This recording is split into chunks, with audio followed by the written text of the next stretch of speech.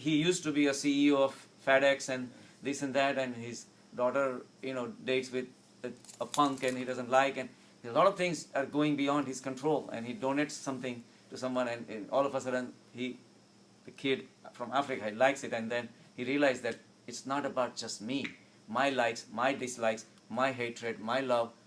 That's not what life is about. That's going to just bounce you back and forth, back and forth. So every event that is in front of you, you will enjoy it in a positive, dynamic way. That you will be an active observer. You will be 100% involved in it, yet without making a choice. A choiceless awareness. Right? That's the name of the ultimate religion that can exist. No name other is more apt other than choiceless awareness. That the event has been, the term has been coined by Krishnamurti. He says that is the way to live your life from moment to moment to moment, where you can have maximum joy without labeling anything. You're not making any choice, because the moment you make a choice, the moment is dragging you. And that likes or dislike or hatred is going to affect your next moment. But when you don't make a choice, you are higher above the choice. Choice, or the moment that is created for you, in front of you, is an interaction of matter. People, materials, situations, they are all interplay of 5 elements. Earth, fire, water, space. And all this have come in front of you at various times. Your mom was 10 years back in front of you, but the same molecules have disintegrated, has created another scene in front of you. The same molecules are coming in different form. Like I always say, 165 million years ago, all the molecules had created dinosaurs. Now dinosaurs are gone and we are here. This is going to go on forever.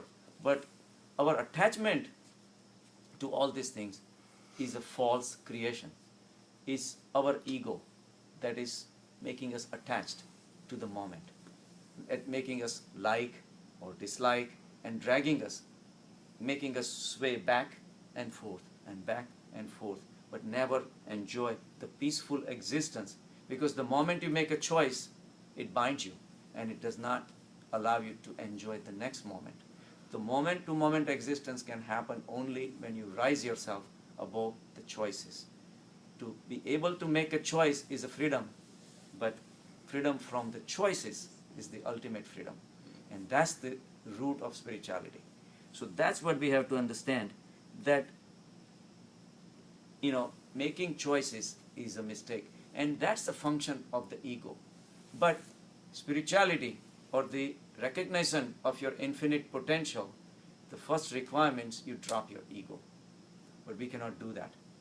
The problem is, see, there is a concept that you have to understand, the cause and the effect. That relationship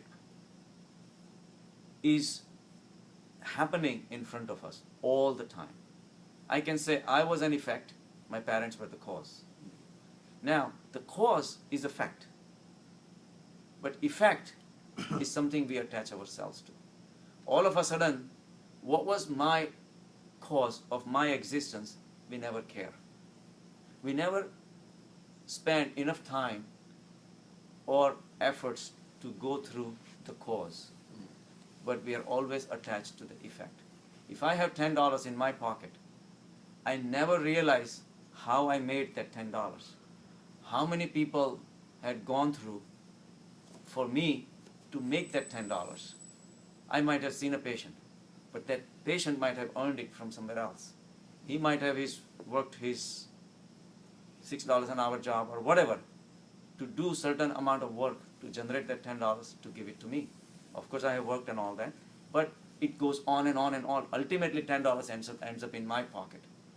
But without going through that efforts to go through what is the cause of that $10 in my pocket, I say I have $10. Yeah. My ego started already. I'm $10 rich. Or it could be 10,000. It doesn't matter. What matters is we care about the final product. We don't realize that we were nimit. That moment that $10 was given to me is already gone. But by remembering that moment and keeping myself alive, I mean, it seems ridiculous, $10, I keep on saying that. But I'm just making a point. I'm just making a point. Not only that, it's going to keep going further downstream anyway. Right. So, The thing that happens is the effect of the $10, Right. it depends upon your prior choice. And choice created an expectation. exactly. Because you are stuck with it, let's say, suppose your What is frame the of out- reference is right. stuck with a day before, Right. and you expected to earn $20. Right. Then you're unhappy. And your frame of reference hasn't shifted to today. Right. Then the $10 in your pocket will make you unhappy. Right. Exactly. Because you're stuck in the past. Right. Past choice was, I have to make 20. True. Right. True. Today's path is Absolutely. 10. And if I don't shift my frame of reference to today, I got Right. $10. Right, Let's right. go party. Absolutely. Then you're gonna miss So the our opportunity life is ego driven. The ego is where we can identify ourselves with certain final outcome, right? Now, the generation of $10, the whole process it took me to generate $10 is not important for me anymore. That I was involved seeing a patient. If my involvement was in the cause, my interaction with the patient was the cause for me to generate $10. All of a sudden, the cause is not important to me anymore. The effect generates the ego. My attachment to $10 is everything now. I can go and brag about that to everybody, that I have such and such, right? But never realizing the full potential. When I was actually going through the cause, the effect was already on my mind. Like Dilip Bhai says, that my projection was on that. So our focus is never on the cause. But if you really put efforts into the cause, ego disappears. Now, somebody says that, okay, you have to focus on the cause. The cause is happening right now. The cause is the truth. My interaction with that patient is the only truth right now. And that means I have to be 100% involved in that particular process. Goes back to Gita again. Karmanyavadhikarestu. You keep on doing your work. Don't worry about the future. Because the event that is going to happen in the future is my generation of $10. So ego has a role in the future, and now ego is playing the role of the past because I have such and such that I can brag about. So ego is all about the effect, but we never care about the cause. And believe me, if you really go into the cause of everything, you definitely drop your ego. For that, I have to drop my ego to be 100% involved in seeing a patient or fixing a plumbing, if I'm a plumber. Whatever you are, it doesn't matter. If you're a father, if you're a mother, whatever. You have to be 100% involved, and that's your 100% involvement in the cause itself.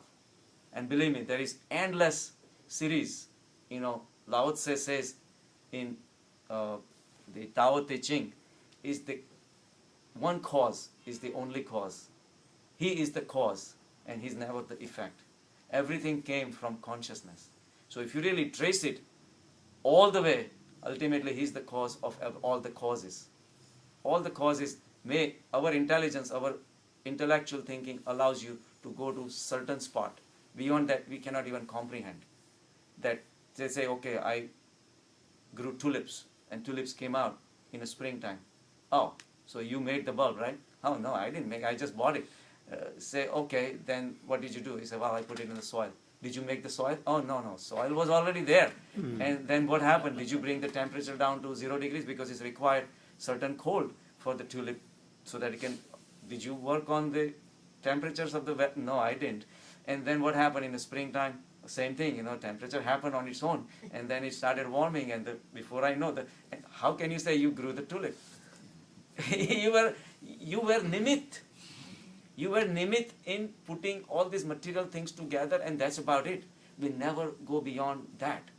And that's why the reason for the maintenance of ego is attachment to the events as our creation. But to be actually as a part of the creation, you will never attach to the ego. When you do something, you are 100% involved in a part of the creation. You are the creator of that particular moment, and that's all you are. Nothing beyond that. But if you start taking credit for everything, that's where we are missing the boat. So the spirituality teaches you to deal with the cause. So whatever is your activity, 100% involvement, not just now, as long as that activity lasts, you are 100% involved. When you create an organization, that organization will flourish only if you are 100% in it, without the ego. Then only it will go on. So again, it's all philosophical, but a lot of practical implications. So I guess we'll call for the quits today. Continue. Okay. He's not here. No, Vijay is here. He's here. He's here.